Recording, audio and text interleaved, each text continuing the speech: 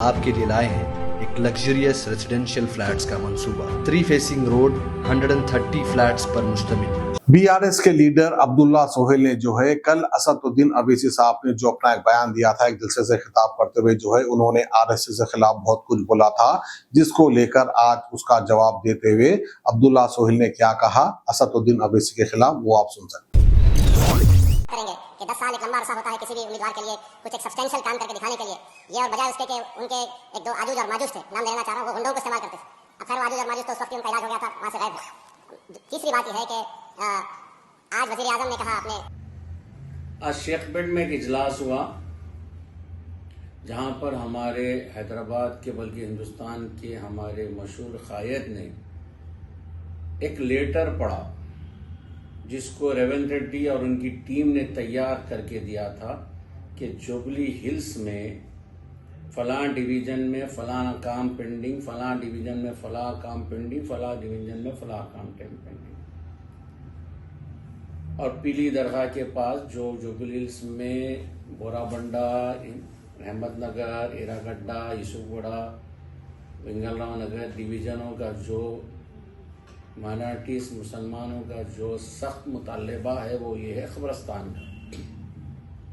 उस पर उन्होंने कहा है कि पीली दरगाह के पास 2 एकड़ जमीन का सर्वे हो रहा है।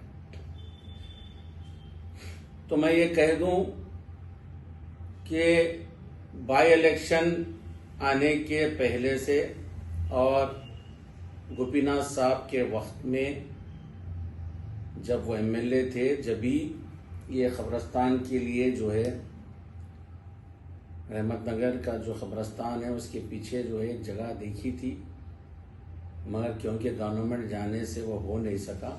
मगर जभी से जो है वहाँ के लोग जो है मुतालबा हर जुम्मे को कर रहे थे। ये एक मौका है कि गोपीनाथ साहब का इंतकाल होने के बाद पूरे लोग वहाँ पर कांग्रेस, बीआरएस, अम्माइन बल्कि नहीं रही, पूरे लोग मिलके बोले कि भाई इलेक्शन का मौका है, इस वक्त ये इशू को हम दबा के पूरे मिलके उठाते हैं तो कुछ होता है। तो ये एक पार्टी की जीत नहीं है, ये पूरे जुबली हिल्स के मुसलमानों की जीत होगी वो कब्रिस्तान आने पर।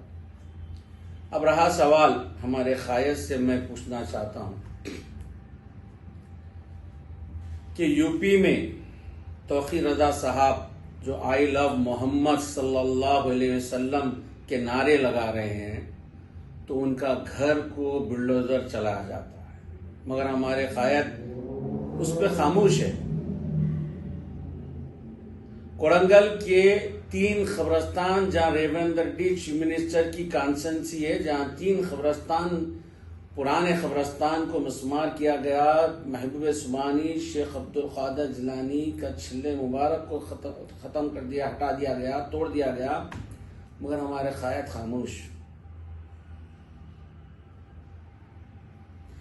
वक्फ एक्ट के खिलाफ पूरी हिंदुस्तान में मुस्लिम फैसला बोर्ड के साथ मिलकर हर स्टेट में एहतजाज कर रहे हैं, सुप्रीम कोर्ट में केस लड़ रहे हैं वक्फ एक्ट के खिलाफ, मगर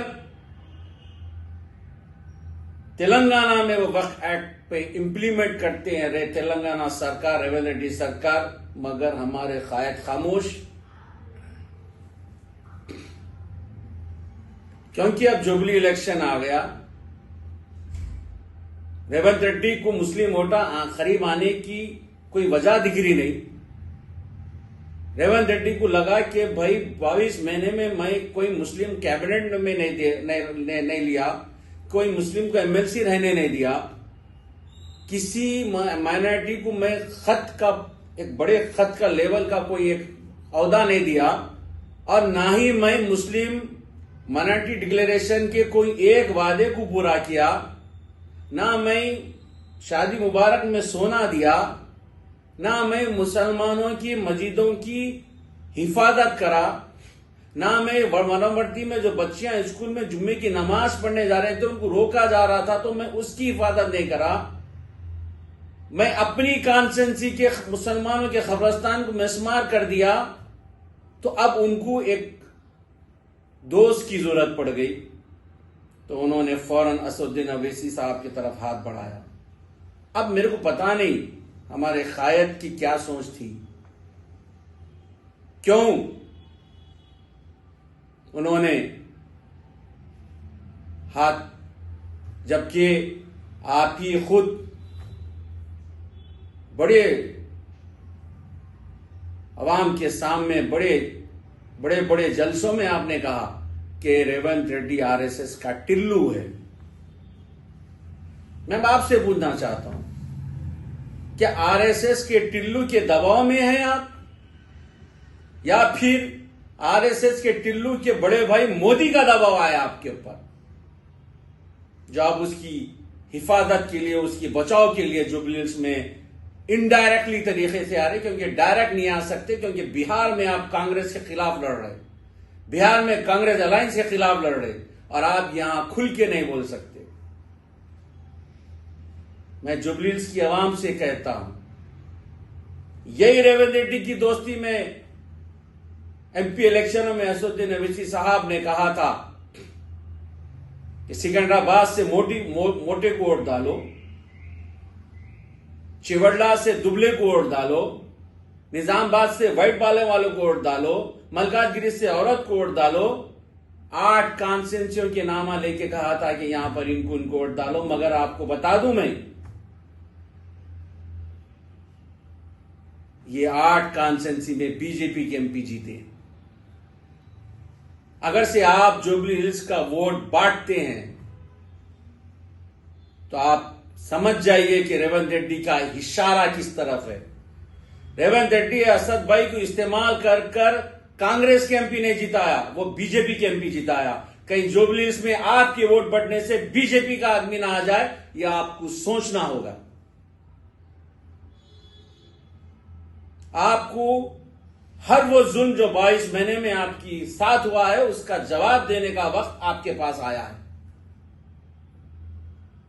आप ये मौका गवाइए मत।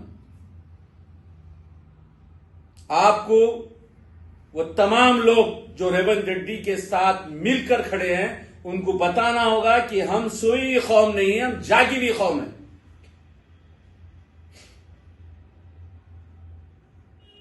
और इसके अवस में आपको मैं बता दूं, अगर से आप इस बार रेवंत रेड्डी को मुंह पे जबरदस्त तमाशा सिद्ध करते हैं, इलेक्शन के जरिए, वोट के जरिए उनको बताते हैं, तो मैं बोलता हूं फिर किसी सीएम में इतनी हिम्मत नहीं होगी कि तुम्हारे आदमी को कैबिनेट से दूर रखने के लिए, तुम्हारे आदमी को एमएलसी से दूर रखने के लिए, तुम्हारे आदमी को एमपी से दूर रखने के लिए किसी में इतनी हिम्मत नहीं होगी।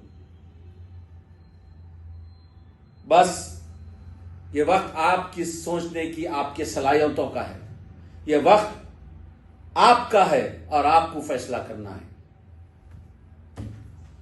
शमशाबाद की prime location airport, world trade centre, Delhi public school, Amazon, Nehru outer ring road के बिल्कुल करीब। स्टूडियो 2 और 3 BHK के luxury residential flats, HMDA, RERA और एयरपोर्ट अथॉरिटी से मंजूर शुदा, bank loan approve project, easy EMI की भी सहूलत। इस आज को हमारी नजर से देखिए, मयार की नजर से देखिए। Jalsa Homes, opposite Adani Aerospace Park, beside Prestige Group, Shamshabad, Hyderabad.